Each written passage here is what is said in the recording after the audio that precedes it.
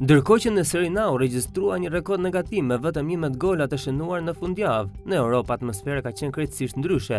Champions League solli spektakël të vërtet, duke arritur rekordin absolut të golave në një mbrëmje të fazës së grupeve, 43 gola në vetëm 9 ndeshje, me një mesatare prej thuajse 5 golash për ndeshje, ose 4.8. Protagonistët e mbrëmjes ishin Barcelona dhe Olympiakos, me katalanët si që fituan 6-1. Ndërkohë spektakël pati edhe në sfidat e tjera, Leverkusen Paris Saint-Germain 2-7 dhe PSV Napoli 6-2. Spikatën gjithashtu dhe fitoria e Arsenalit 4-0 ndaj Atletikos, Interi mposhti Union SG 0-4, ndërkohë që Copenhagen Borussia Dortmund u mbyll në shifra 2-4. Kairat Almaty dhe Pafos të mbyllën ndeshjen 0-0, duke bërë që rekordi të mos ishte më i lartë. Ky rezultat te kalon rekordin e mëparshëm që daton me 26 nëntor 2024, ku ishte shënuar 40 gola në një raund të vetëm të fazës së grupeve.